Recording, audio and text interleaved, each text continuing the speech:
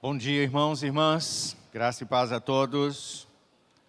Graças a Deus por estarmos mais uma vez juntos, podermos juntos estudar a palavra do Senhor mais uma vez. Estamos aqui seguindo com o nosso panorama bíblico e nesses últimos domingos estamos aí no livro de Êxodo. E os irmãos devem estar percebendo que nós estamos nos demorando um pouco mais, especialmente nessa parte do tabernáculo. Alguns textos bíblicos exigem isso, né? Mesmo quando nós estamos fazendo um estudo panorâmico da Bíblia. Então, quem está aqui desde o início, né, dessa série, sabe que, por exemplo, os 6 primeiros capítulos de Gênesis a gente gastou muito mais tempo, porque são capítulos decisivos para toda a história bíblica, né? O que aconteceu ali tem a ver com toda a história bíblica.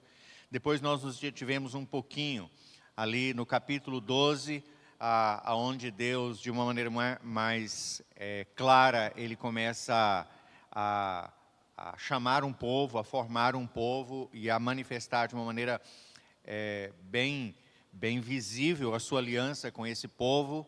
Depois nós demos uma acelerada, passamos lá pela peregrinação dos patriarcas, sem precisarmos parar em muitos detalhes. Chegamos na parte do Egito, demos uma paradinha maior. E agora nesse início, né, de Gênesis, nós também tivemos ali um tempinho, né, quando mostra a saída do povo, Deus trabalhando, né, através do povo e prefigurando, né. O livro de Êxodo tem essa característica especial, né. O livro de Êxodo é como se fosse um grande quadro daqueles dos pintores abstratos, sabe? Se você olha de pertinho, você não enxerga muita coisa, mas se você vai se distanciando um pouquinho, você vai conseguindo enxergar, né, coisas mais importantes. E nós vamos aí ver que existe Êxodo até o capítulo 28, especialmente. Na verdade, seria até o capítulo 40, que é toda a parte que envolve ali a construção do tabernáculo. Mas até o capítulo 28, 29, nós vamos ter esse retrato de algo muito importante que tem a ver com os propósitos salvíficos de Deus para o seu povo. Então, tudo que você olha, para todo lado que você olhar, melhor dizendo, de Êxodo 1 até Êxodo 28, você vai enxergar Cristo. Mesmo algumas pessoas, eu lembro que um dia uma pessoa me disse, né, isso, pastor, isso é fácil porque o senhor estudou teologia. Não. Se você for alguém atento, né, à cristologia, né, à doutrina de Cristo, quando você lê Êxodo, você consegue enxergar, você vai enxergando Cristo. Assim como é impossível ler Isaías 53 e não pensar em Cristo. Então o livro de Êxodo, nesses 28 primeiros capítulos, é como se fosse esse quadro, né, que você olha e você vai, de repente, você vai se surpreendendo e você vai identificando essas coisas. Então, nós vimos nas 2 últimas semanas um pouco sobre o tabernáculo, a construção do tabernáculo, e hoje nós vamos falar um pouco sobre os trabalhadores do tabernáculo, que parece só Deus, olhando assim, rapidamente, parece que Deus está apenas provendo, né, coisas para o funcionamento do tabernáculo, mas não. Cada detalhe daqueles que são chamados, né, desde a separação deles, né, a consagração deles, né, separando do povo, para vocês terem uma ideia, né, a tribo de Levi e, de uma maneira especial, os descendentes de Moisés e de Arão, eles não vão ter nem direito à herança da terra. Isso não está ali por acaso, né? Então nós vamos ter ali aqui algumas descobertas muito importantes, muito especiais em relação a isso. Então eu vou pedir para que você fique com a sua Bíblia aberta em Êxodo 28 e na medida que a gente for seguindo aí na nossa aula, nós vamos lendo esse texto. Vamos orar? Deus amado, muito obrigado por essa manhã. Obrigado porque o Senhor preparou ela para estarmos aqui. Obrigado, Deus, por toda a edificação, por toda a bênção, ó Deus, de podermos adorar o Senhor nesse início de escola dominical. Obrigado por tudo que o Senhor já nos deu. E agora, Pai, quando nós nos propomos a estudar de uma maneira mais detalhada as Escrituras. Pedimos que a iluminação do Espírito Santo do Senhor seja sobre nós, que Ele nos guie a toda a verdade, que Ele nos prepare, ó Deus amado, com humildade, a fim de que nós sejamos, ó Deus, convencidos dessas verdades, e a fim de que essas verdades, ó Deus, chegando ao nosso coração, ó Deus, possam produzir verdadeira vida, verdadeira honra e glória para o nome do Senhor. Abençoe a nossa classe, abençoe as demais classes reunidas, que seja um tempo precioso de crescimento espiritual para o teu povo aqui reunido, em nome de Jesus. Amém, Pai.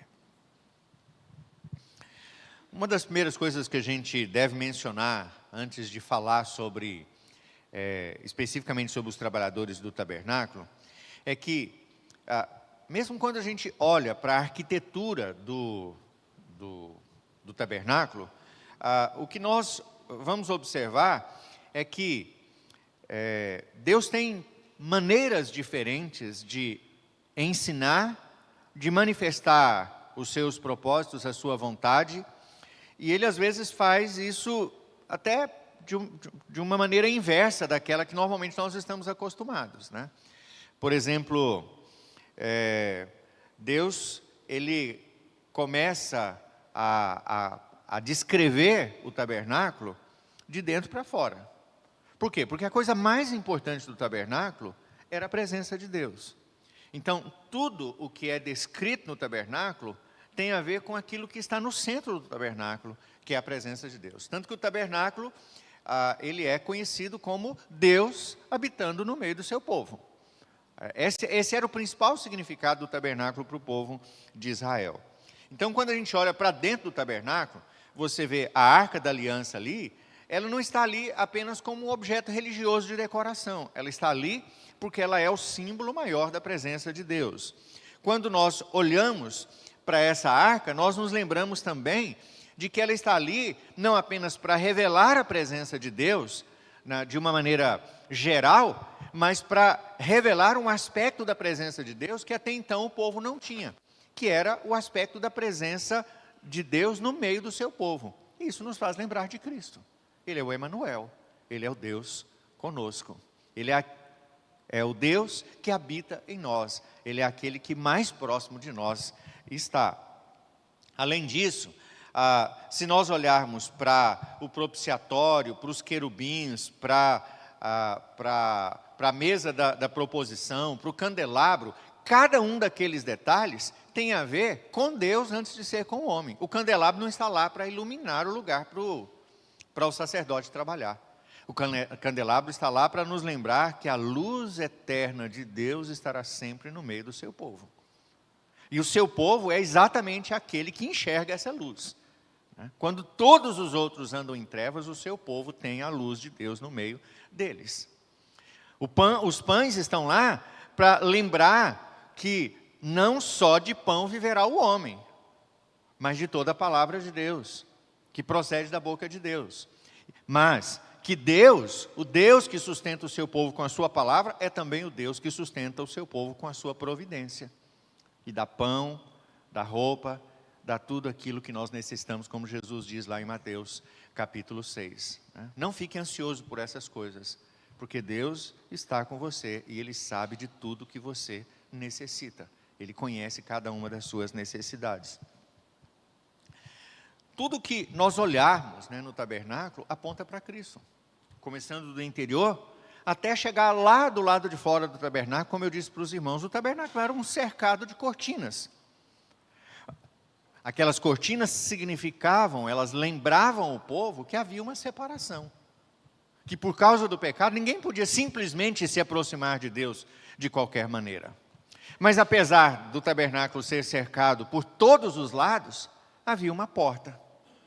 Aquela era a única passagem pela qual alguém poderia entrar. Desde o sumo sacerdote até a pessoa mais simples do povo. Se quisesse entrar no tabernáculo, ele só podia usar aquela porta. O sumo sacerdote não podia usar da sua posição para dizer, bom, eu sou o sumo sacerdote, eu posso passar por debaixo das cortinas, eu posso entrar por outra maneira. Não, ele tinha que passar pela porta, porque senão ele seria cobrado de Deus, ele seria castigado por Deus. Mas ao passar pela porta, eles se deparavam com o altar. E aquele altar estava ali logo na porta, porque ninguém podia seguir em frente sem que ele apresentasse o sacrifício pelo seu pecado. E aí, de novo, não importava se era o sumo sacerdote ou se era a pessoa mais simples do povo. Se você quisesse entrar no lugar da presença de Deus, você precisava do sacrifício. Sem o sacrifício, ninguém chega a Deus. E essa é a razão porque Jesus diz que ele é a porta, mas ele é também o único caminho pelo qual alguém pode chegar a Deus. Porque só ele ofereceu o único e vivo sacrifício que nos dá acesso ao Pai. Então, tudo ali aponta para isso, né? Tudo apontava para Cristo. O tabernáculo servia para mostrar o Senhor presente com o seu povo. E uma das coisas mais importantes que nós devemos nos lembrar é que, se nós vemos isso nos detalhes, quando a gente olha para o tabernáculo como um todo, isso é a mensagem do tabernáculo. O Senhor está com o seu povo. Agora, o tabernáculo era apenas um símbolo, ele era apenas uma figura daquele que, de fato, abriria acesso pleno e perfeito à presença do Pai. Vamos ver João capítulo 1, verso 14. Vejam o que João descreve a respeito de Jesus logo no início do seu evangelho. João 1,14 diz assim: e o verbo se fez carne e habitou entre nós, cheio de graça e de verdade. E nós vimos a sua glória, a glória como a do unigênito do Pai. E foi assim que definitivamente, não mais simbolicamente, agora não era símbolo mais. Ninguém precisava olhar para um objeto para se lembrar de Cristo. Ninguém precisava do altar para poder ter acesso à graça. Mas agora, né, o verbo se fez carne, habitou entre nós, cheio de graça e de verdade. E a sua glória, né, esteve presente conosco, ou está presente conosco. Então, no capítulo 28, nós vamos ver como Deus organizou o trabalho do tabernáculo, né, para nos mostrar exatamente essas verdades. Como Deus está no meio do seu povo e como isso requer de nós posições, atitudes, santidade, consagração. Porque um dos grandes erros que nós corremos é olhar para todas aquelas figuras e dizer: meu Deus do céu, os sacerdotes eram muito santos. Os sacerdotes eram os homens, né, que revelavam a glória de Deus por tanta santidade. Não, eles eram tão pecadores quanto nós. Embora eles fossem chamados por Deus e instituídos mediadores, né, nós precisávamos do sacerdote. Ninguém podia chegar e entrar, né, de qualquer jeito, com qualquer roupa, a qualquer hora, e entrar no Santos dos Santos. Só o sumo sacerdote podia fazer isso. Mas quando ele entrava, todo o povo entrava com ele. Quando ele se achegava à presença de Deus, todo o povo se achegava à presença de Deus. Mas o sumo sacerdote, como diz o reverendo Mauro Meister, né, a gente acha que era uma coisa gloriosa apenas ser um sumo sacerdote, vestir todas aquelas roupas, né, bonitas, cheias de ornamentos, né? Mas ele tinha o trabalho mais perigoso do mundo.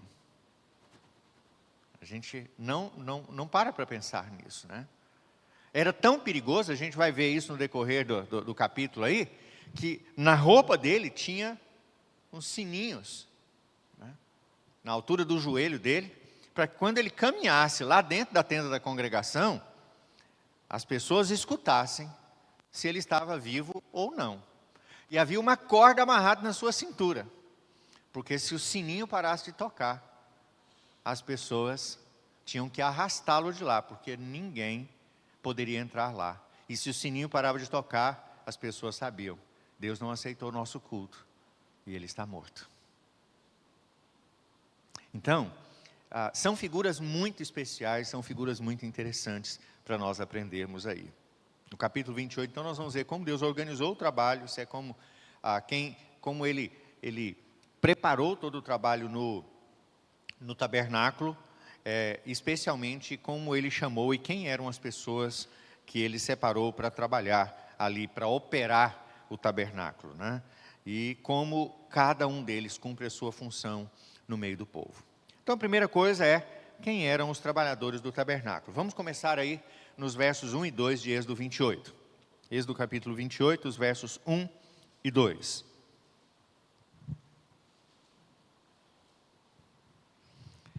Diz assim: faze também vir para junto de ti Arão, teu irmão, e seus filhos com ele, dentre os filhos de Israel, para me oficiarem como sacerdotes, a saber, Arão e seus filhos, Nadab, Abiú e Eleazar e Itamar. Farás vestes sagradas para Arão, teu irmão, para glória e ornamento. Deus, a primeira coisa que Deus vai fazer aqui é estabelecer uma ordem de sacerdotes. Ele diz para Moisés: você vai pegar essas pessoas e vai separá-los do meio do povo, né? O texto diz aqui, né, que Moisés precisaria tirar eles do meio do povo, ou seja, eles não podiam ser estrangeiros, eles não podiam ser qualquer pessoa, mas eles obrigatoriamente tinham que ser do meio do povo. Eles tinham que ser descendentes de Arão e, portanto, tinham que ser filhos de Levi, né, da descendência de Levi, e eles deveriam ser separados, né, eles deveriam ser tirados do meio do povo para poder fazerem o que eles vão fazer agora. Há dois aspectos aí no texto que diz que são muito importantes, né, para nós entendermos isso. Primeiro, o texto, quando diz que eles deveriam ser separados do povo, a palavra que nós temos lá é a palavra que nós usamos para santificação. Eles deveriam ser tirados do meio do povo, eles deveriam ser santificados, separados, consagrados especialmente para o serviço do Senhor.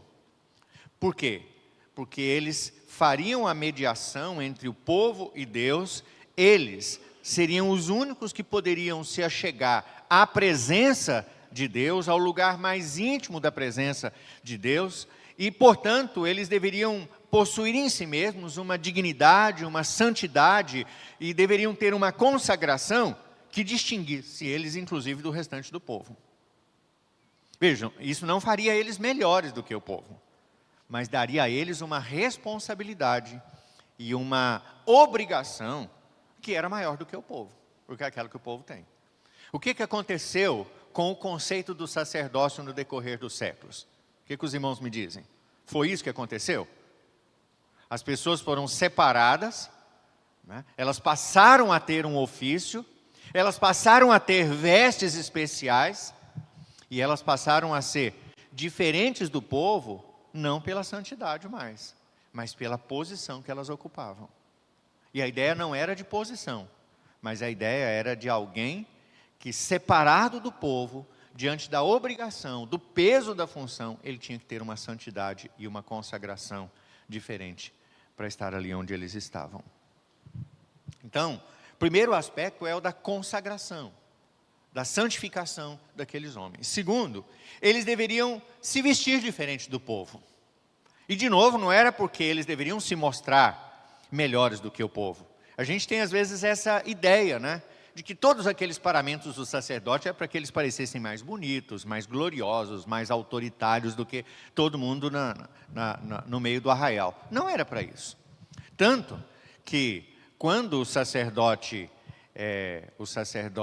se vestisse para oficiar na presença do Senhor, ele começava, né, como todos nós, né, ele começava vestindo as roupas de baixo. Ele tinha que vestir um calção para não mostrar as vergonhas dele. Veja, isso para nós é bem tranquilo, todo mundo usa roupa de baixo hoje. Mas naquela época não, as pessoas usavam uma túnica só. Mas para ele se achegar à presença do Senhor, ele precisava vestir um calção, né, que ia da cintura dele até na altura da coxa. Por quê? Porque se acontecesse qualquer coisa, ele não podia ficar nu na presença do Senhor. E a ideia não é só de nudez no sentido físico, né? Mas nudez no sentido de você ser alguém que se mostra não apenas humano, mas alguém que se mostra pecador. E só para os irmãos se lembrarem, isso não é uma coisa nova. Por que Noé foi penalizado pelo Senhor? Os irmãos se lembram? Porque Noé encheu a cara, tomou lá umas doses a mais de vinho, tirou toda a roupa e dançou pelado à vista de todos. Deus não aceitaria que um sacerdote agisse dessa maneira. Depois ele vestia a sua túnica. E aí, com aquela túnica branca, né, aquela primeira roupa que ele tinha, né, sobre o seu corpo, ele podia entrar no lugar santo, que era a primeira parte da tenda da congregação. Lá ele podia estar desse jeito. Mas para entrar no Santo dos Santos, ele tinha que estar com as outras partes. E há razões para isso, a gente vai ver, né? Porque cada parte, né, do restante da roupa dele tem um significado diante de Deus e ligado ao povo de Deus. Então, quando ele entrava ali para substituir os pães, para poder manter o óleo das velas abastecido, para poder repor o incenso lá do altar do incenso, ele podia vestir uma roupa simples, era só uma túnica branca. Mas ainda assim, era uma roupa especial, ele não podia vestir qualquer roupa. Por quê? Porque ao entrar naquele lugar, ele já estava entrando na presença de Deus, e aquela roupa branca deveria representar a sua santidade, a sua pureza diante de Deus. Por isso, ele não podia vestir essa roupa de qualquer forma. Antes de qualquer outra coisa, ele precisava se lavar. Ele precisava tomar banho para estar de maneira pura diante de Deus. Uma das coisas que a gente deve aprender aqui, irmãos, é que Deus, quando estabelece essa linhagem de sacerdotes, Ele não está querendo estabelecer uma casta especial, uma hierarquia de pessoas que são mais importantes no povo. Mas Ele está apenas preparando pessoas que, pelo povo, né, sendo mediadores do povo, representantes do povo, essas pessoas possam entrar dignamente na sua presença, e aquilo que eles vão fazer na presença de Deus não tem a ver com eles, mas tem a ver com todo o povo. Ao mesmo tempo, eles deveriam, com o seu procedimento, com as suas vestes, com todo o simbolismo dos paramentos que eles iriam vestir, eles deveriam testemunhar para o povo, de que se eles estivessem lá nas vilas deles, nas roças deles, no trabalho dele, na relação conjugal dele, seja aonde for que ele estivesse, ele deveria se lembrar que ele está na presença de Deus e que ele deveria ter uma postura diferente para se referir a esse mesmo Deus. Então é assim que Deus estabelece uma linhagem de sumos sacerdotes dentro da tribo de Levi, para revelar santidade e para revelar consagração. Mas o final do versículo 2 aí vai dizer que há duas outras coisas importantes também nas roupas do sacerdote. Além delas serem sagradas, né, delas revelarem consagração ao Senhor, elas deveriam mostrar glória e ornamento. Na versão Nova Almeida atualizada, diz glória e beleza, né, que é uma palavra melhor até. A ideia é de que quando as pessoas olhassem para o sacerdote, elas deveriam se lembrar que o nosso Deus, né, eles estavam ali para oficiar na presença de Deus, e o nosso Deus era um Deus que revelava glória e beleza em tudo aquilo que ele fazia. Então, a ideia é de que quando nós fazemos tudo o que fazemos para o Senhor, nós não fazemos de qualquer jeito, porque o nosso Deus é um Deus que na sua própria essência, Ele revela glória e beleza. Então, quando nós preparamos o nosso culto, mesmo agora, aqui no século 21, nós preparamos com todo cuidado, com todo zelo. Nós ensaiamos as músicas para que elas tenham afinação, para que tudo esteja organizadinho. Nós nos vestimos melhor para vir à igreja, porque nos lembramos que o nosso Deus é um Deus cheio de glória e de beleza. Nós não tratamos o culto, a casa do Senhor, o momento da adoração, de maneira vulgar, de maneira sem importância comum, né? Porque nós sabemos na presença do Deus que nós estamos. Mas vejam, aquele povo vivia no deserto, eles moravam em tendas, eles andavam de pés descalços ou no máximo com uma sandália. Era um povo que lidava com o dia a dia do campo, com animais, com a terra. Então, quando eles olhavam para o sacerdote, eles viam que Deus era um Deus santo, belo, né, em tudo aquilo que ele expressava na sua natureza e nos seus próprios atos. Então, Deus prepara essa tribo, né, para trabalhar no tabernáculo. E aqui nós temos uma divisão na tribo de Levi. Nós temos a tribo de Levi como um todo, que vão servir no tabernáculo, né, e nós temos a linhagem de Arão, que é separado para serem sacerdotes na tribo de Levi. É até curioso porque há passagens na Bíblia que dizem que os levitas cantavam, né, e adoravam. E a gente vê hoje em dia muita gente, né, se intitulando levita por causa disso, né? Olha, isso é o mínimo, né? Isso não tinha, nem estava na lista inicial de Deus, né, de que os levitas eram cantores. Eles não eram um coral do templo. Os levitas eram os trabalhadores braçais. Quando tinha que desmontar o acampamento, desmontar o tabernáculo, carregar tudo aquilo, organizar tudo aquilo, eram eles quem faziam. Então, é um engano da nossa parte achar que ser um levita moderno é a mesma coisa de ser um levita lá. Não tem nada a ver com isso, né? E não havia nenhum grande privilégio em ser um levita naquela época. Ele não tinha herança, ele era só um trabalhador, né, carregando as coisas do tabernáculo. E o sacerdote, que parecia alguém muito especial, tinha o trabalho mais perigoso do mundo. Ele corria o risco de entrar na tenda da congregação, e a gente sabe que isso aconteceu muitas vezes, porque eles eram apenas pecadores, então eles podiam entrar indignamente na tenda da congregação e morrer. Inclusive os filhos de Arão fizeram isso. Os próprios filhos de Arão, né, entraram indignamente, resolveram não obedecer, eles se corromperam e resolveram não fazer como Deus havia prescrito. E por causa disso eles morreram. Então, é algo que precisa ser bem pensado, bem entendido por nós, né? A tribo de Levi é a única que não vai receber nenhuma porção de herança na terra. Porém, Deus não deixa eles sem herança. Quem é que se lembra qual era a herança da tribo de Levi? Quem lembra aí? O próprio Deus, né?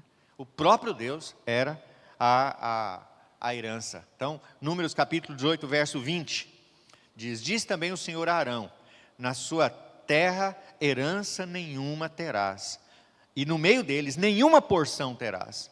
Eu sou a porção e a tua herança, eu sou a tua porção e a tua herança no meio dos filhos de Israel. Aqueles homens e mulheres da tribo de Levi, eles deveriam se lembrar que eles nunca deveriam se preocupar com porção de terra, com herança nenhuma aqui na terra, porque o Senhor seria a herança deles. Então é assim que Arão e os seus filhos se tornam os primeiros sumos sacerdotes, e a tribo de Levi se tornam os operários, né, de todo o trabalho ali no tabernáculo. A instituição do tabernáculo vai nos deixar claro a importância do culto a Deus. Então, quando nós olhamos para os trabalhadores do tabernáculo, nós estamos olhando para aquilo que figuradamente aponta para a realidade do culto, como Deus espera que o culto deve ser feito. E aí a gente tem, logo de cara, já duas coisas muito importantes. Sempre vai dar trabalho o culto para o Senhor. Se a gente não tivesse a percepção, sempre vai dar trabalho. Mesmo quando você não precisou fazer nada no culto, alguém separado por Deus trabalhou para que o culto acontecesse. E segundo, é importante nós nos lembrarmos que, além de dar trabalho, o culto exige postura, santidade e obediência aos padrões que Deus estabeleceu. Eu gostaria que algumas coisas no culto agradassem mais a mim. E eu tenho certeza de que você também. Quando a gente vai para a igreja, a gente pensa assim: eu queria que fosse diferente. Mas não é assim. O culto não é para nós. Não somos nós que estamos sendo cultuados. Nós estamos cultuando. Nós não estamos ali para sermos agradados, nós estamos ali para agradar. Nós não estamos ali para sermos louvados, nós estamos ali para louvarmos. Nós não estamos ali para que recebamos alguma coisa, nós estamos ali, antes de tudo, para oferecer alguma coisa. E, é claro, acabamos recebendo também, né? Mas nós estamos ali para oferecer a Deus antes de receber qualquer coisa. E é nisso que está baseado, por exemplo, um princípio muito importante que se aplica ao culto da vida. Quando Lucas em Atos diz que Jesus ensinou que o melhor de tudo é dar do que receber. Quando nós entendemos isso, ligado ao conceito do culto, nós entendemos que isso é algo que pode ser levado para a própria vida. Então, quando eu dou uma esmola, quando eu dou uma ajuda, quando eu dou do meu tempo, eu estou fazendo isso por uma razão só, porque eu estou servindo ao meu Deus, eu estou honrando e glorificando ao meu Deus. Então, a instituição do tabernáculo vai deixar claro para nós a importância do culto a Deus. E se você ler com atenção, Êxodo 28 até o capítulo 40, né, você vai ver, né, qual é a importância que Deus dá para o culto, e você vai ver uma coisa muito mais importante ainda. Você vai ver que há culto que Deus aceita e há culto que Deus rejeita. Um sacerdote, né, que resolveu fazer por sua própria conta, levar o fogo que ele desejou, do jeito que ele quis fazer, com as vestes que ele quis, ele vai oferecer um culto que não agrada a Deus. E aí a gente pode pensar assim, bom, mas isso era para os sacerdotes. Mas uma das doutrinas mais belas, né, do Novo Testamento é que hoje nós não precisamos mais de sacerdotes, mas isso não significa que nós não temos mais sacerdotes, não é verdade? Nós não precisamos mais de sacerdotes, mas quem são os sacerdotes atualmente? Todos nós. O sacerdócio universal dos crentes, né, está envolvido em tudo aquilo que nós fazemos, inclusive para o culto do Senhor. Então hoje, nós temos um trabalho bem perigoso em relação ao culto do Senhor, porque nós devemos nos lembrar que há culto que Deus aceita e há culto que Deus rejeita. Há coisas que honram a Deus e há outras que ofendem a Deus. E essa não é uma novidade, os irmãos devem se lembrar disso. Não é algo que surgiu por causa do tabernáculo. Não é porque Deus constituiu o tabernáculo, estabeleceu figuras, porque Deus separou os sacerdotes, mandou eles vestirem uma roupa especial, estabeleceu ritos que eles deveriam cumprir. Quando nada disso existia, Deus já deixava claro que havia culto que ele aceitava e culto que ele não aceitava. Isso nos lembra do quê? Caim e Abel, né? Gênesis capítulo 4, versos 3 a 5. Aconteceu que no fim de uns tempos, trouxe Caim do fruto da terra uma oferta ao Senhor. Abel, por sua vez, trouxe das primícias do seu rebanho e da gordura deste. Agradou-se o Senhor de Abel e de sua oferta, ao passo que de Caim e de sua oferta não se agradou. Irou-se, pois, sobremaneira Caim, e decaiu-lhe o semblante. Vejam, eu já vi explicações de gente dizendo, é porque a Caim levou coisa do campo, né, lá, frutos, né, da lavoura, enquanto Abel levou do cordeiro, que é o que Deus instituiu, né? Não, Deus não tinha instituído isso ainda. Não havia uma instituição formal ainda. O que nós vemos aqui é que Deus, de uma maneira muito clara, Ele se agrada, a questão não é do culto em si, mas daqueles que ofereceram o culto, da maneira como aqueles que ofereceram o culto fizeram isso ao Senhor. E fica claro, inclusive na reação de Caim, quando Deus não recebe o culto dele. Por quê? Porque Caim não estava oferecendo culto, Caim estava oferecendo alguma coisa para Deus, para que Deus pudesse oferecer algo para ele. E quando ele não recebeu, o semblante dele decaiu e ele ficou tremendamente irado. Por isso, irmãos, uma das primeiras providências que Deus fez foi estabelecer que os sacerdotes deveriam ser separados do povo, seja pelo ofício, seja pela falta de herança, seja pelo procedimento que esses homens deveriam ter, seja pela gravidade pela qual eles seriam cobrados pelo exercício do seu ofício, né? Deus deixa claro isso. Não é só porque você foi escolhido sacerdote, você vai ser cobrado em relação a isso, você vai ter que prestar contas disso. Ou da forma especial e visível através da qual as suas vestimentas, que deveriam ser igualmente sagradas, né, deveriam distingui-los, deveriam separá-los de todos os demais e deveriam mostrar não apenas o serviço que eles faziam, mas o valor e a importância desse serviço para todo o povo. Vamos ler Êxodo capítulo 28, versos de 3 a 4. Deus então diz para Moisés, lá nos 2 primeiros versos, que ele deveria separar Arão, deveria fazer vestes especiais para eles. E agora no versos 3 e 4 ele diz: falarás também a todos os homens hábeis, a quem enchi do espírito de sabedoria, que façam vestes para Arão, para consagrá-lo, para que ministre o ofício sacerdotal. As vestes, pois, que farão são estas: um peitoral, uma estola sacerdotal, uma sobrepeliz, uma túnica bordada, uma mitra e o cinto. Farão vestes sagradas para Arão, teu irmão, e para seus filhos, para me oficiarem como sacerdotes. Os irmãos se lembram que eu falei que uma das características mais importantes do tabernáculo é que tudo é iniciativa de Deus. Tudo é projeto, é plano de Deus. Deus não diz para Moisés assim: faça roupas especiais para os sacerdotes. Não, Deus diz assim: você vai fazer roupas especiais para o sacerdote e elas vão ser assim. Eu que sou o modelista, né? Você não vai procurar o costureiro, a pessoa mais habilidosa aí da congregação, o estilista mais famoso, né, da congregação, para fazer isso. Você não vai escolher os materiais, fazer do modelo que você quiser, do jeito que você quiser. Eu é que dou o modelo. Mas se não bastasse isso, olha que coisa interessante. Deus havia escolhido algumas pessoas, colocado nelas o seu espírito para que elas pudessem ter sabedoria, habilidade, né, e arte para poderem fazer todas as partes do tabernáculo. Lembram disso? Moisés não deveria construir o tabernáculo procurando os melhores marceneiros, as melhores bordadeiras. Não, Deus diz assim: eu vou escolher fulano e vou colocar o meu espírito nele, e ele vai ter habilidade para isso. Eu vou escolher outra pessoa e eu vou colocar nele o meu espírito, e ele vai ter habilidade para outra coisa, e assim por diante.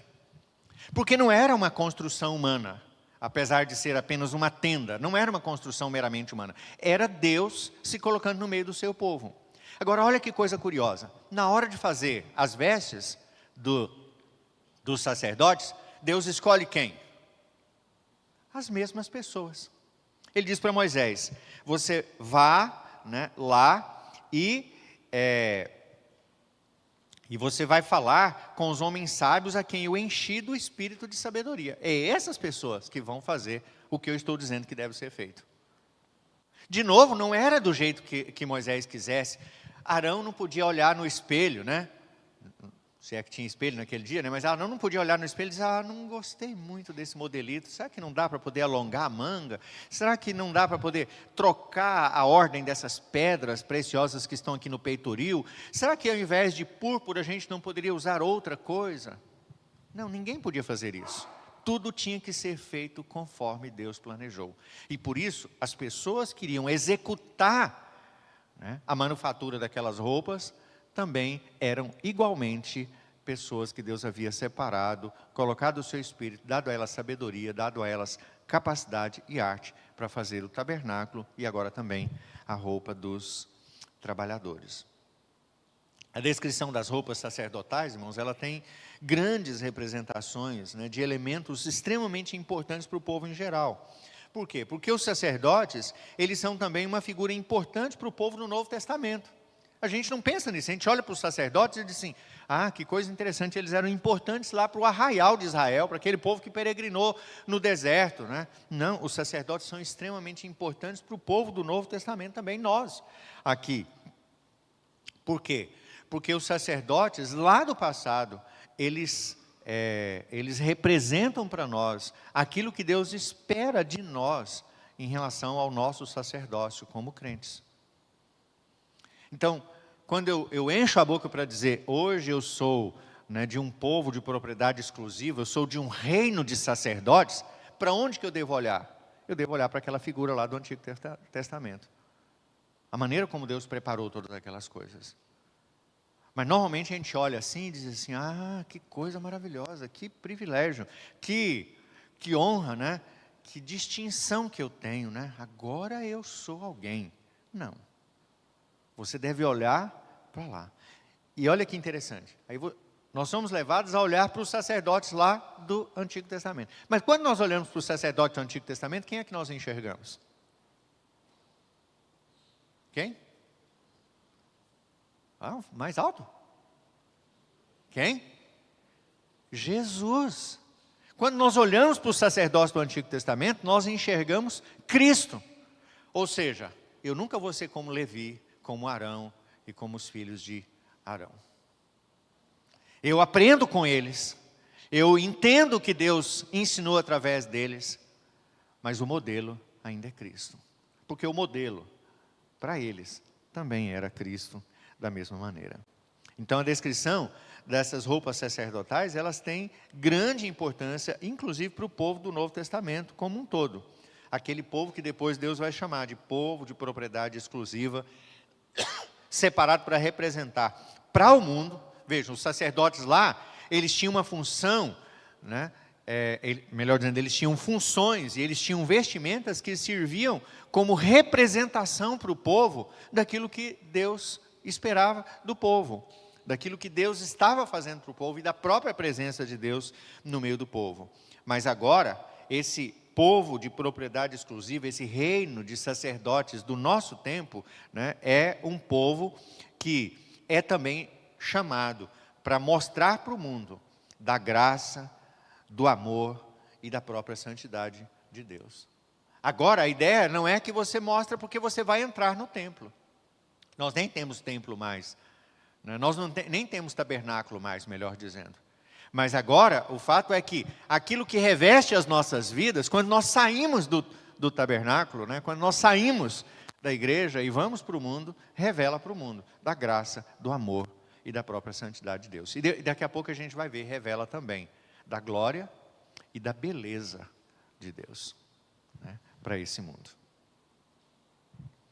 Então vale a pena a gente relembrar, né, 1 Pedro 2, 9 e 10. Vós, porém, sois raça eleita, sacerdócio real, nação santa, povo de propriedade exclusiva de Deus. Aqui eu quero chamar os irmãos, vamos ler juntos essa parte? A fim de proclamardes as virtudes daquele que vos chamou das trevas para a sua maravilhosa luz. Vamos ler mais uma vez? A fim de proclamardes as virtudes daquele que vos chamou das trevas para a sua maravilhosa luz. Então, por que nós somos povo de propriedade exclusiva de Deus, sacerdócio real, nação santa? Para quê? Para proclamarmos as virtudes, e vejam, não são as nossas virtudes, não são as nossas belezas, não é a nossa santidade, mas a fim de proclamarmos as virtudes daquele que vos chamou das trevas para a sua maravilhosa luz. Vós sim que antes não erais povo, mas agora sois povo de Deus, que não tinhais alcançado misericórdia, mas que agora alcançastes misericórdia. Vejam, o que nós estamos vendo, irmãos, é que, da mesma maneira, Israel deveria ser isso para o mundo. As pessoas deveriam entender isso, né? E a partir do sacerdócio instituído no meio da nação de Israel, isso deveria se tornar visível para o mundo inteiro. E a gente sabe que todo esse contexto que nós estamos estudando aqui é o contexto em que muito recentemente, um bezerro de ouro vai surgir no meio do povo. É triste isso, não é verdade? Ao invés deles revelarem para o mundo das virtudes daquele que os tirou do Egito, né, com mão poderosa, os livrou e os libertou e os conduziu em segurança até aonde eles estavam, eles vão buscar o modelo do mundo e trazer para eles. Eles vão inverter o processo. E aí, o que acontece? Eles deixam de ser sacerdotes e se submetem ao sacerdócio do mundo. Eles deixam de ser sacerdotes para poder se submeter ao sacerdócio do mundo. O mundo agora ministra na vida deles. É assim que o mundo ministra na vida da igreja ainda hoje. Quando nós deixamos de agir como sacerdotes verdadeiros de Deus. Vamos falar um pouquinho sobre o significado das roupas e de cada parte das roupas, né? Eu já falei para os irmãos, vou repetir mais uma vez, 3 funções são descritas no verso 2 para essas roupas. Elas deveriam ser sagradas, revelar a santidade, né? A santificação daqueles homens e a própria santidade de Deus. Elas deveriam ser cheias de glória e de beleza, para mostrar quem era o nosso Deus, o caráter do nosso próprio Deus. Então, isso devia estar claro, né, quando o sacerdote entrasse no santo lugar. Vejam, quando o sacerdote passava pela porta do tabernáculo e chegava no altar, ele era uma pessoa comum do povo. Quando ele vestia as roupas para entrar no Santo dos Santos, ele já tinha que ter oferecido sacrifício por ele e pelo povo, ele já tinha que ter queimado aquele animal, aspergido o sangue, ele já tinha que ter se humilhado na presença de Deus, ele tinha que ter mostrado para todo mundo que ele era apenas alguém pecador. Ele não entrava no tabernáculo vestido com aquelas roupas. Ele entrava naquele tabernáculo vestido como qualquer outra pessoa. Quando o sacerdote tinha o seu turno de trabalho, né, porque fora do seu turno de trabalho, o sacerdote estava na sua tenda como qualquer outra pessoa, ele estava fazendo o trabalho, né, como qualquer outra pessoa no seu dia a dia. Então, quando ele entrava no tabernáculo, ele entrava como alguém comum do povo. Até as suas roupas podiam ser iguais às do povo, não havia nenhuma diferença em relação a isso. Mas ele tinha que oferecer sacrifício por ele tinha que oferecer sacrifício pelo povo, e depois de tudo isso, agora ele podia vestir as suas roupas. E ao vestir as suas roupas, isso deveria revelar, né? Revelar a santidade, glória e beleza. Então, isso era o básico da vida do sacerdote, né? Aquela figura que de vez em quando a gente vê, né, assim, do sumo sacerdote vestido, paramentado, né, lá no altar, partindo o cordeiro, aquilo não existia. Quando ele estava lá no altar, oferecendo sacrifício, ele era uma pessoa como ele. Estava vestido de branco, isso é verdade, né? Só isso, mais nada.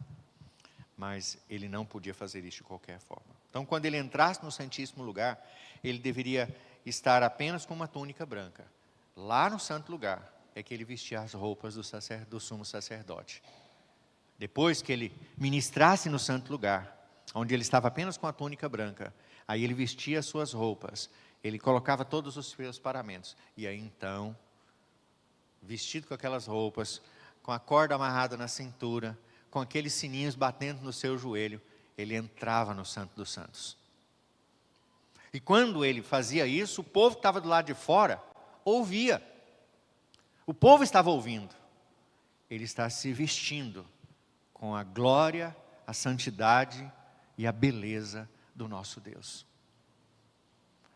Aquelas roupas não eram um espetáculo para o povo. Aquelas roupas eram um testemunho de que para chegar na presença do Senhor você precisa de algo especial. Ninguém pode chegar. Segundo, aquelas roupas lembravam que era preciso alguém que representasse você lá. Você não podia entrar. Qualquer pessoa que entrasse no Santo dos Santos, até o sacerdote, se ele entrasse no Santo dos Santos sem estar vestido com aquelas roupas, ele morria. O culto não seria aceito. Então, essas roupas deveriam representar a glória e a beleza do próprio Deus. E é assim que nós somos também convidados a adorar. Sem aquelas roupas hoje. Mas abra a sua Bíblia no Salmo 96. Vamos relembrar um pouquinho disso. Lá no livro, né, do Saltério, naquele lugar onde nós somos convidados constantemente a adorar, a celebrar o nosso Deus. Salmo 96.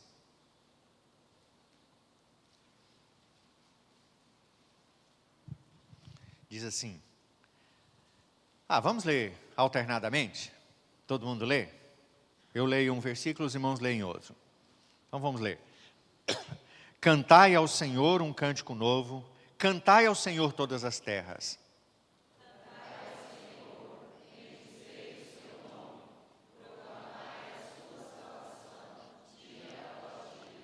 Quando o sacerdote entrava lá e não morria, o que ele estava proclamando? Deus nos salvou. Deus foi misericordioso para conosco. Deus foi gracioso, apesar de todos os nossos pecados, dos meus pecados e dos pecados do meu povo. Deus me deixa chegar, e deixa chegar representando todo o meu povo na sua presença. Verso 3, continuando aí. Anunciai entre as nações a sua glória, entre todos os povos as suas maravilhas.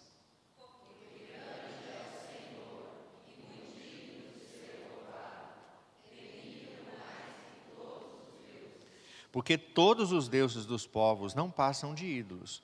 O Senhor, porém, fez os céus.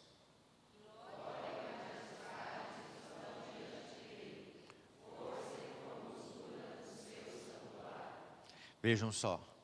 Aqui agora, o salmista nos faz lembrar que quando o sacerdote entrava no Santo dos Santos por todo o povo, ele estava inclusive diferenciando o Deus de Israel de todos os outros deuses. Nenhum outro Deus, né, precisava disso.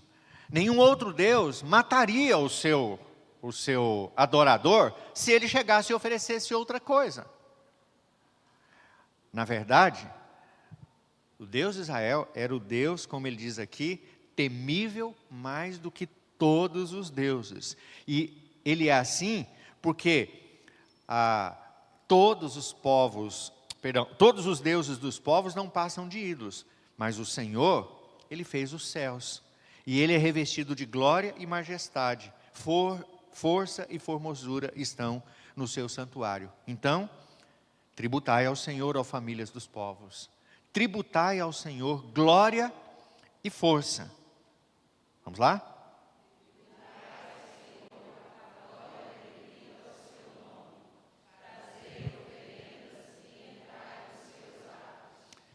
Então, o que eles fizeram? Eles trouxeram as suas oferendas, não para agradar a Deus, mas para lembrar que eles mereciam morrer. Eles trouxeram as suas oferendas. Eles oferecem isso nos átrios da casa do Senhor, e eles dão a glória devida ao nome do Senhor. E lembra que eu falei para os irmãos, a roupa do sacerdote deveria revelar consagração, elas deveriam ser sagradas, elas deveriam revelar também glória e beleza. Vamos ler juntos o verso 10. Perdão, não 10, o verso 9. Adorai o Senhor na beleza da sua santidade, tremei diante dele todas as terras. Vejam, isso aqui foi escrito por Davi muito tempo depois, mas Davi entendeu, né, que a adoração envolvia reconhecer, proclamar, exaltar a beleza da santidade de Deus. A glória de Deus é expressa não apenas pelos elementos gloriosos, maravilhosos, belos que ele criou e colocou no universo inteiro, mas se há alguma coisa de belo no nosso Deus, que sobrepuja todas as belezas que existem no universo, é a beleza da sua santidade. Então o sacerdote devia estar bem paramentado, para que ele pudesse se diferir de todo o restante do povo, porque ele estava ali para revelar que o nosso Deus é santo, belo e glorioso. O salmista termina dizendo que as pessoas deveriam declarar que o Senhor tem o governo, então reina o Senhor. Eles deveriam se alegrar, né? Assim como céus e terra exultam e se alegram na presença do Senhor. Eles deveriam se regozijar, né, diante de tudo que Deus havia criado. Mas no verso 13 o salmista termina dizendo assim, que tudo isso deve ser feito na presença do Senhor. Entrar no tabernáculo era entrar na presença do Senhor. Na presença do Senhor. Mas lembrando que a presença do Senhor não é um lugar para você visitar, passear, admirar. Não é como um dos pontos turísticos de Foz do Iguaçu, que você vai lá e acha, nossa, que maravilha, as cataratas revelam como o nosso Deus é grande. Mas estar no tabernáculo, cultuando a Deus, era também lembrar-se que Ele vem, e Ele vem julgar a terra. Ele julgará o mundo com justiça e os povos consoante a sua fidelidade. Por isso o sacerdote temia quando ele tinha que entrar no Santo dos Santos. Porque ele sabia que naquele momento, se ele não estivesse correto diante de Deus, Deus julgaria ele e ele morreria naquele lugar. Então, é algo extraordinário, né? Nós pensarmos em toda a grandeza e a beleza dos símbolos que estavam ali na roupa do sacerdote. Então, outra coisa curiosa em relação a essas roupas. Eu já falei para os irmãos que uma curiosidade é, Deus não deixou fazer do jeito que ele quisesse e nem deixou que Moisés escolhesse quem ele quisesse fazer. Não. Deus disse como deveria ser feito e Deus disse, você vai até aquelas pessoas que eu escolhi para fazer o tabernáculo. Agora, uma coisa que a gente vai descobrir também é que todas essas roupas, elas eram feitas dos mesmos tecidos e os mesmos materiais dos quais era feito o tabernáculo. Tudo que foi colocado na roupa do sacerdote estava também no tabernáculo, né? Ali. Então, o tabernáculo, junto com o sacerdote, eles tinham que formar um conjunto só. E eles deveriam apontar para Deus, apontar para a santidade de Deus, apontar para a glória de Deus e apontar para a beleza, que é a santidade do nosso Deus. Então, tudo que foi criado, né, ali, perdão, tudo que foi construído ali, melhor dizendo, né, e tudo que foi colocado no sacerdote, devia formar um conjunto só. Não podia ser diferente, né? Era tudo a mesma coisa, por quê? Porque o propósito era o mesmo. Assim também, como tudo quanto foi criado, deveria e deve manifestar a glória de Deus. Por exemplo, Isaías capítulo 6, verso 3. Aquele texto lá, em que Isaías está no templo, e ele contempla, né, a glória de Deus, que enche aquele lugar, não é verdade? Olha como que Isaías responde. Olha como que Isaías descreve, né, o que os querubins cantavam. Ele diz assim, e clamavam uns para os outros dizendo, Santo, Santo, Santo é o Senhor dos exércitos, toda a terra está cheia da sua glória. Ou seja, para qualquer lugar, a gente não devia precisar ir no templo, no tabernáculo, a gente não deveria precisar olhar para a roupa bonita de um sumo sacerdote. Nós poderíamos olhar para qualquer lado, para qualquer lugar, né, daquilo que Deus criou, e isso revelaria a glória, a santidade e a beleza do nosso Deus. Salmo 19, aquele texto bem conhecido lá de Davi, né, quando ele olha para o céu, o que Davi diz? Os céus proclamam a glória de Deus, o firmamento anuncia as obras das suas mãos. Basta olhar ao redor. Agora, dá para entender, aquele povo estava no deserto, não é verdade? Alguns poderiam dizer, mas quantas belezas tinham no deserto? Gente, o deserto também tem a sua beleza. O deserto também revela a glória de Deus. O deserto também mostra a força e o poder de um Deus que é criador, mantenedor e santificador de todas as coisas. Mas Deus precisou colocar um símbolo no meio do povo para que eles pudessem perceber isso. Assim como quando Jesus chegou a esse mundo, a própria luz do mundo se fez presente entre o seu povo. E esse povo não reconheceu quem era Jesus. Nós temos uma cegueira espiritual que precisa ser vencida. Nós temos uma incapacidade, né, de enxergar Deus, a sua glória, a sua santidade e a sua beleza, que nos leva a tratar as coisas de Deus como coisa comum.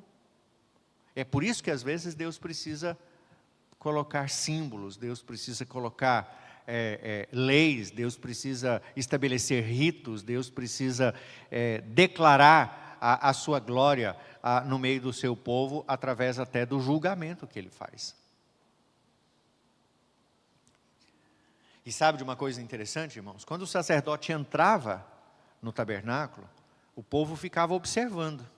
Aqueles que estavam dentro do tabernáculo, aqueles que estavam do lado de fora do tabernáculo, todo mundo ficava observando. Eles ficavam ouvindo o barulho dos sininhos. E eles ficavam aguardando para ver se tudo ia dar certo e se Deus iria abençoar. Isso era algo tão importante, irmãos, por quê? Porque isso revelava para o povo da importância, do valor deles estarem corretamente posicionados diante de Deus.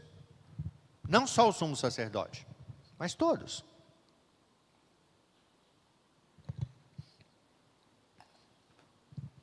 E esse desafio, ele tinha a ver não apenas com o sacerdote entrando ali, revelando a glória e a beleza de Deus, mas o fato de que, a gente vai ver isso no decorrer aí de Êxodo, né? No decorrer do Pentateuco principalmente, né? Nós vamos ver que em determinados momentos a glória de Deus desce sobre o santuário. Não é só mais a representação. E quando a glória de Deus descia sobre o santuário, o que o povo devia fazer? Eles deveriam se prostrar. Eles deveriam se lembrar, nós estamos na presença. Agora não é mais o sacerdote. Agora nós estamos aqui. E se nós não agirmos corretamente, nós vamos todos morrer. Então, cada vez que o sacerdote entrava no santuário, eles deveriam ter um vislumbre disso. Diz, agora o sacerdote está entrando por nós. Mas um dia todos nós estaremos na presença do Senhor. E eles deveriam se lembrar de algo muito importante que Paulo vai reforçar lá em Romanos capítulo 1.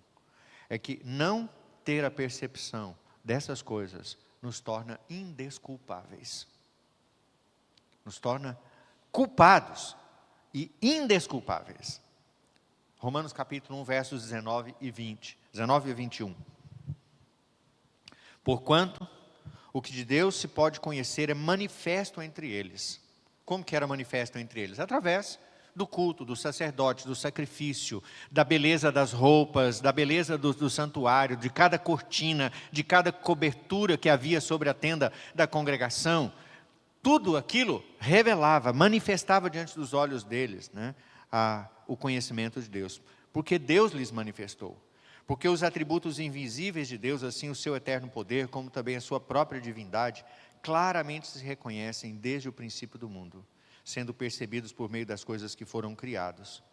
Tais homens são, por isso, indesculpáveis, porquanto, tendo conhecimento de Deus, não o glorificaram como Deus, nem lhe deram graças, antes se tornaram nulos em seus próprios raciocínios, obscurecendo-lhes o coração insensato. Um exemplo simples que a gente tem disso é a história de Acã. Quando Acã, tendo conhecimento de tudo isso, ele resolve fazer alguma coisa do jeito dele. Eles vão para a guerra, e quando eles voltam, ele resolve trazer alguns objetos com ele, que Deus disse que não poderiam vir. Ele despreza a glória, a santidade de Deus no meio do acampamento. E quando ele traz essas coisas para o meio do acampamento, vejam, ele não leva no tabernáculo, ele não leva dentro do Santo dos Santos, ele leva para a tenda dele. Mas as consequências são devastadoras no acampamento como um todo. E, em parte, eu creio, né? Por quê? Porque algumas pessoas sabiam que Acã tinha feito aquilo. E eles ficaram quietos. Eles ficaram quietos. Eu sei que Acã está pecando, mas isso é problema dele. Não, não é assim. É por isso que a disciplina faz parte da caminhada do povo de Deus o tempo todo. Não só a disciplina corretiva, mas a disciplina que nos leva, por exemplo, a ir no nosso irmão e dizer, você está errado, você não pode fazer assim. E eu queria que você mudasse, estou aqui para te ajudar a mudar. Se alguém tivesse cercado Acã antes dele entrar no acampamento, ele diz, olha, o nosso Deus é santo, e santo deve ser o nosso acampamento, porque nós somos o povo de propriedade exclusiva de Deus. Você não pode entrar com isso aqui. Eles deixaram, e ele entrou. E houve grande morticínio naquele lugar por causa disso. A oração de Davi no Salmo 27, irmãos. Salmo 27, verso 4.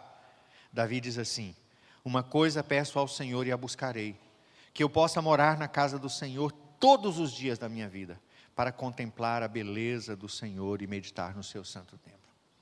Davi olhava para o lugar do culto do Senhor e dizia, se eu pudesse morar lá todos os dias, para eu poder contemplar a beleza do Senhor, por quê? Ele está dizendo, quando eu olho para tudo que Deus organizou no culto, né, do tabernáculo, e agora naquele momento em que ele estava até se preparando para construir o templo, mas Davi só cultuou no tabernáculo.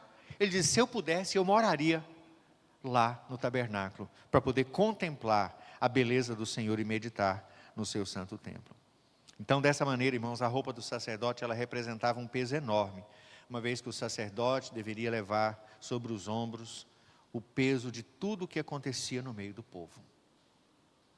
Havia, né, na roupa do sacerdote, então, ele vestia uma túnica branca, ele vestia um calção de linho, uma túnica branca, depois ele tinha uma sobrepeliz, né, que é tipo um aventalzão que ele usava, muito bem bordado, ele tinha 2 ombreiras, e ele tinha um peitoril, né, que era um quadrado, né, de ouro, que ficava amarrado, né, não era só de pendurado, ele era amarrado no seu peito, tinha que ficar colado com o seu peito, e ele tinha um turbante, né, um pequeno turbante e uma coroa que segurava aquele turbante. Cada detalhe ali representava um aspecto da santidade de Deus.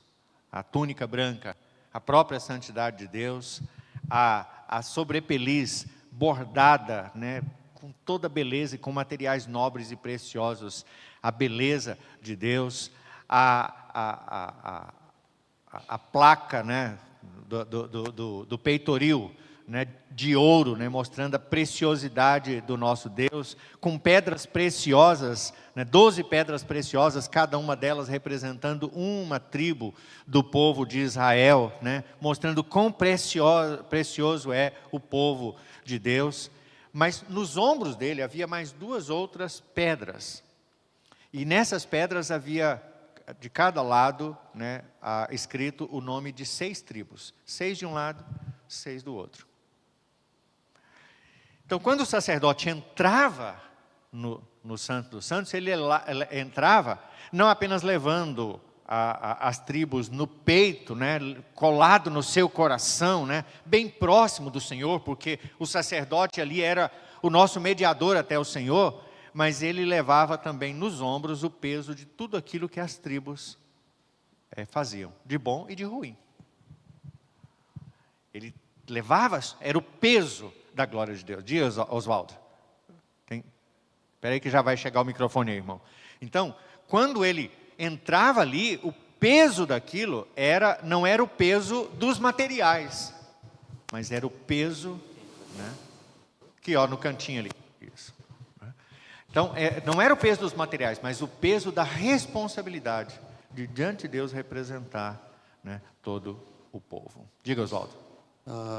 Pastor, seria correto a gente dizer que a vestimenta do sacerdote, ele prefigura também Cristo? Sim. No sentido da beleza de Cristo que reveste um pecador, que traz dignidade para permitir entrar diante da presença de Deus. Exatamente. 2 coisas importantes nisso que o Oswaldo falou. Primeiro, a beleza e a preciosidade daqueles materiais, eles revelavam a beleza e a glória do nosso Deus, mas revelava também a beleza daquilo que Deus estava realizando pelo seu povo. Quando Jesus vai à cruz, ele vai da mesma maneira, ele vai levando o seu povo no seu próprio peito, ele vai levando o peso dos nossos pecados no seu próprio ombro, né? E ele faz isso para revelar não apenas o amor de Deus pelo povo, mas para revelar a própria graça e a beleza da misericórdia de Deus para com todos nós. Sim, cada detalhe dessa roupa representa a obra de Cristo na nossa vida. Aqui o Adilson.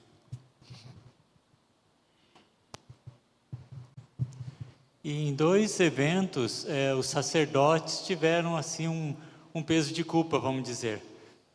Naquele evento de Davi, quando ele foi transportar a arca, sim, de uma maneira que ele fez o melhor dele para agradar a Deus, mas os sacerdotes já sabiam como que era a regra para levar a arca. E eles não quiseram contrariar o rei, né? Eles não quiseram contrariar o rei. Assim também quando Cristo esteve diante dos sacerdotes, eles também sabiam que estava previsto a vinda do Messias, que estava ali já como que visível, já eles sabiam pelo conhecimento, mas eles também não quiseram perder a glória deles. Opa, esse daqui é um concorrente. Se ele chegar, nós vamos ter que sair, porque já chegou o principal, né? Dessas 2 formas eles erraram, né? Sim, e uma coisa importante, a gente até vai ver um pouquinho disso hoje à noite, né? Porque vai chegar um determinado momento que o sacerdote, ele na casa de Deus, apenas alguém que usufrui da casa de Deus.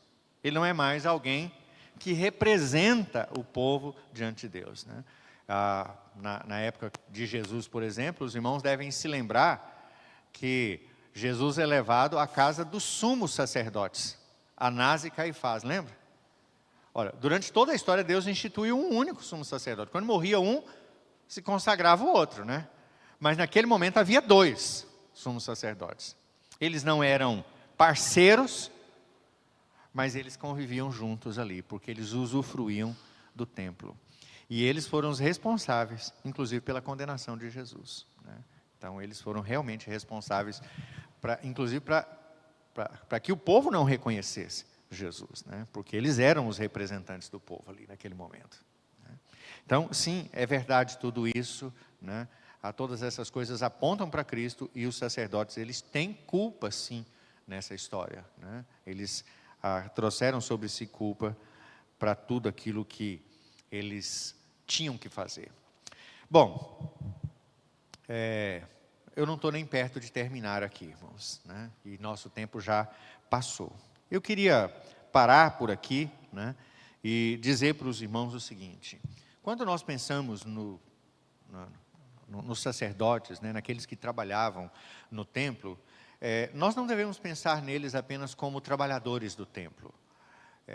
E outra, nós devemos evitar a todo custo, né? Ninguém que trabalha na igreja hoje tem um cargo de sacerdote, né? O pastor não é sacerdote, os presbíteros não são sacerdotes, o pessoal do louvor não são levitas, né? Nós devemos evitar esse tipo de coisa. Por quê? Porque Cristo, ele cumpriu plenamente, ele assumiu plenamente o papel do sacerdote, né? E ele fez isso de uma maneira cabal, né? Ninguém mais precisa fazer nada, ninguém mais é mediador, né? Nenhum pastor ou sacerdote, ou seja lá quem for, é mediador mais entre Deus e os homens. Todo mundo tem livre acesso ao Senhor por meio de Jesus. Mas, quando nós olhamos para a história, né, e quando nós olhamos especialmente para o momento em que Deus institui o sacerdócio, nós somos ricamente informados de todo o propósito de Deus ao estabelecer o sacerdócio no meio do seu povo até que Cristo viesse. Então, o sacerdócio servia de mediador, o sacerdócio servia de diferencial, né, não apenas deles, mas inclusive para mostrar para o povo que diante das outras nações eles deveriam ser um reino de sacerdotes também, eles deveriam ter uma postura, uma santidade, um compromisso com Deus que revelasse a beleza e a glória de Deus para o mundo, mas ao mesmo tempo nos faz lembrar que estar na presença de Deus exige de nós uma postura que não é prescrita por nós, mas que é prescrita pelo próprio Deus. E essa postura, né, não pode ser contrariada, porque Deus é alguém tão santo, tão perfeito, quanto Ele é também justo para exercer o seu juízo. Então, quando os filhos de Arão morreram por oficiarem, né, de uma maneira errada diante de Deus, Arão não pôde ir diante do Senhor e dizer: Senhor, mas eram meus filhos. Eram os meus filhos, o Senhor me escolheu eles para isso. Não, Arão chorou a morte dos seus filhos, sabendo que Deus era justo naquilo que ele estava fazendo. Então, 2 coisas eu queria deixar para os irmãos nessa manhã. Em primeiro lugar, vamos desmistificar essa ideia, né, de que nós precisamos de um sacerdócio, de que aquilo que Deus fez no passado precisa ser trazido para o presente. Não, nós não precisamos trazer isso para o presente. Nós não precisamos de sacerdotes, nós não precisamos de arca da aliança na igreja, nós não precisamos de incensário na igreja, nós não precisamos de nenhuma daquelas figuras. O pastor não precisa entrar com uma estola sacerdotal na igreja, nada disso precisa. Por quê? Porque aquelas coisas, elas prefiguravam e apontavam para Cristo. E isso já se cumpriu plenamente. Então hoje, nós não precisamos mais de sacerdotes, mas todos nós somos sacerdotes. O sacerdócio universal dos crentes nos coloca numa posição maravilhosa. em que, como aqueles sacerdotes que deviam entrar paramentados para revelar todas a glória e a beleza do nosso Deus, o sacerdócio real de Deus no presente é chamado para manifestar as virtudes daquele que vos chamou das trevas para a sua maravilhosa luz. E Deus faz isso não mostrando, Deus não. Nós fazemos isso não mostrando roupas, mas mostrando a nossa própria vida. Mostrando o caráter de Cristo implantado na nossa própria vida. Adilson. E a segunda coisa, enquanto chega o microfone para o Adilson ali, né, a segunda coisa, lembrar que quando nós falamos de símbolos, nós também não estamos falando de coisas desprezíveis. Porque nós ainda temos símbolos. Nós temos Santa Ceia, nós temos batismo. Nós ainda temos símbolos, né, que estão presentes no nosso meio. E eles devem ser tratados com o temor, o respeito e a devida consideração que Deus exige diante de alguma coisa que Ele pôs para simbolizar, para trazer memória, para representar algo que Ele fez, ou o próprio Deus, como é o caso da Santa Ceia, nos lembrando da presença real de Cristo no nosso meio. Diga, Deus. E uma coisa que a gente observa é que na época dos sacerdotes, eles colocavam essa roupa especial só para entrar no Santo dos Santos. E hoje a gente vê que os sacerdotes que a gente tem aí em várias religiões, eles usam o melhor para se mostrar diante do povo. Exatamente. É como se fosse, eu sou o chefe, o bambambam, e vocês são, né, nesse sentido, né? E é uma coisa interessante, porque naquele momento, a roupa do sacerdote servia para que as pessoas temessem a Deus. E atualmente a roupa serve para que as pessoas tenham um certo temor ou reconheçam uma autoridade numa pessoa, né? E isso não é verdade. Eu queria colocar aqui uma Pode questão, falar, né, de que a gente hoje não precisa realmente de sacerdote, a gente tem livre acesso, né, às orientações de Deus para as nossas vidas, né? Se a gente coloca a nossa vida diante dele e vai pedindo a instrução, ele vai descrevendo cada detalhe do que a gente deve fazer e de como a gente deve viver, para que a gente possa refletir a glória dele em tudo aquilo que a gente precisa, né, do nosso agir diário, da nossa vida.